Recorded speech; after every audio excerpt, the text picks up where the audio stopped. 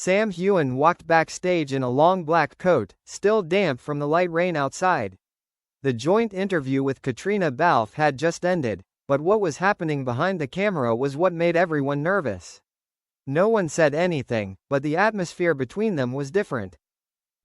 Caitriona was sitting in a corner of the room, head down looking at her phone, but her eyes weren't really reading anything. When she heard familiar footsteps, she looked up slightly. They looked at each other for less than a second, but it was enough for both of their hearts to skip a beat. "How long are you going to avoid me?" Sam whispered, no greeting, just a nervousness well hidden in his low voice. Caitriona pursed her lips, a hint of defensiveness in her eyes. "There are dozens of people here, it's not the time to talk about that." "Just because there are dozens of people makes it safe for you to ignore everything?" Sam stepped closer, enough for the familiar scent of perfume to make it hard for her to keep calm. A staff member walked by, pretending not to see but straining his ears to hear every word.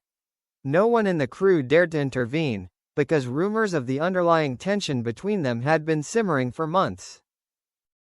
Caitriona stood up, trying to keep her composure. "Do you think you're the only one upset about this?" She stopped, swallowing her words as a makeup assistant came in to get her things. Sam glanced around the room and whispered, "If you let someone else come between us again, I don't know how much longer I can endure it." It wasn't a reproach, nor was it a plea. It was more like a warning, or a confession he had never made directly to anyone.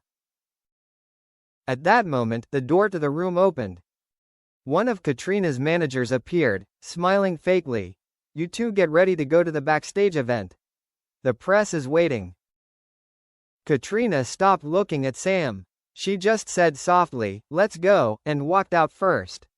But as she passed his shoulder, she dropped a very small sentence, only for him to hear. "Tonight, don't go home early." Sam's heart skipped a beat. The organizers led them to the VIP area backstage. The lights, the music, the cameras, everything was in front of them. But in the middle of that crowded room, the distance between them was only a few steps. Caitriona stood less than an arm's length away from Sam, but she absolutely did not look at him once.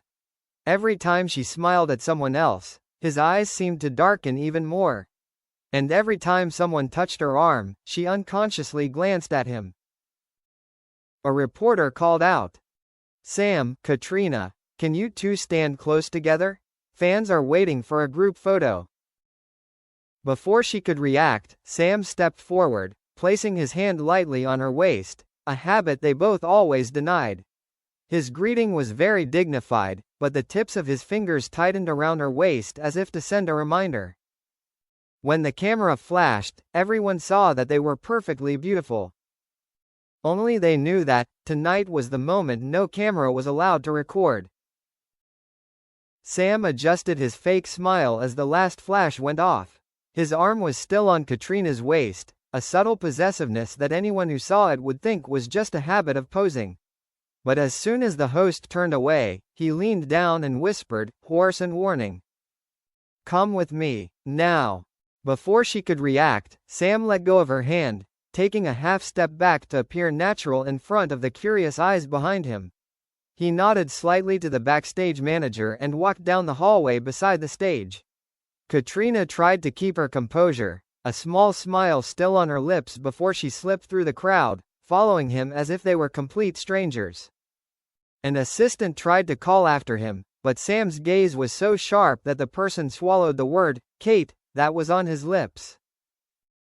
The backstage door closed behind them, completely cutting off the music and laughter outside. Sam didn't stop. He headed straight for the back exit, where the only light was yellow against the concrete wall. Caitriona clutched her bag, following quickly. The metal door slammed shut behind her. The sound was a declaration. There was no going back. "What are you doing?" she asked, her voice low, trying to stay calm. Sam turned, her breathing even but her eyes unfocused. "We'll talk, here, or somewhere else, but tonight." "Sam, someone's going to." "Let them guess. They've been guessing for years." He interrupted. Only this time I don't want to pretend. She was silent for a few seconds. At just a few feet away, his breaths felt like they were against her skin. Sam pulled his phone from his pocket, typed a few quick lines, and put it away. The car's coming around back. 5 minutes. Caitriona blinked. You think I'll come with you? Sam frowned, but he wasn't angry. His voice was low, as taut as a string about to snap. No, I know you will, because if you didn't, you wouldn't have said, don't come back early. She stopped breathing for a beat. No one said anything more until Sam's driver texted to say he'd arrived. He gave a look, then opened the back door of the building. The parking lot was dark, with only a black SUV waiting. The driver bowed his head, not looking directly at them. They had all been told. Sam opened the car door. She looked around, then got in without saying a word. He followed, the door closing with a terrifying quietness. The cabin was wide, the glass dark, separating it from the front row. As soon as the car started moving, the silence suddenly became too thick.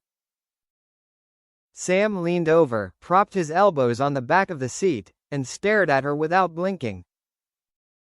How long are you going to hide? Caitriona laughed softly, but bitterly. If I wanted to avoid it, you think I'd sit here? Sam didn't reply, but his hand tightened. She turned to look out the window. The passing streetlights reflected off her cheekbones. I told you, there's nothing to discuss. It's over. Over? His voice was hoarse. Or did you just bury it and pretend to forget? Her eyes wavered a little, very slightly, but Sam noticed. She turned, facing him for the first time since getting in the car. What are you trying to force me to admit? That we crossed the line? That I once thought about giving it all up to? To stay with you, Sam finished, without trembling, without hesitation. The atmosphere in the car was tense.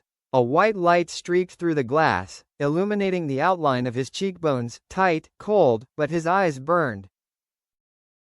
Caitriona pursed her lips. Why are you saying that? What's the point of bringing it up again? Sam leaned closer, his voice so low she could hear every word. So you'll stop pretending you're okay when you see me with someone else.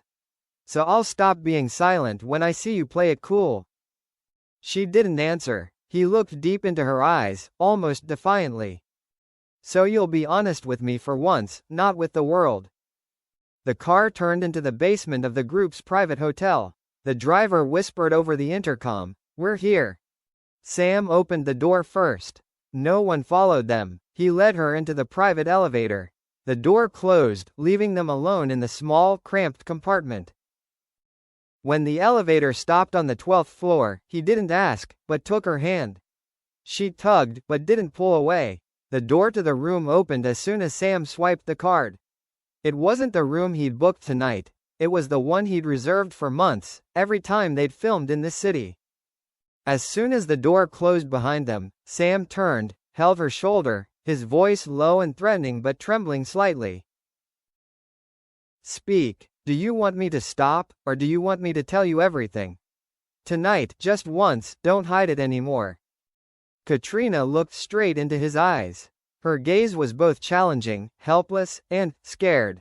But the scariest thing wasn't him, it was the emotions she was trying to suppress. If I say, are you sure you can bear it? If you can't bear it, you can't go back to the way things were. Sam replied, each word as heavy as a lock. She was about to speak when footsteps sounded in the hallway. They both froze. A figure stopped in front of the door, a hand on the handle. Someone was about to open it. Sam immediately pulled her close to him, retreating behind the curtain near the window. Their heartbeats were pounding together. Rot. The doorknob turned slightly. Sam squeezed her waist, whispering almost inaudibly. Don't breathe too hard. There was only one thought in their heads. If an outsider walked in, nothing could be hidden anymore.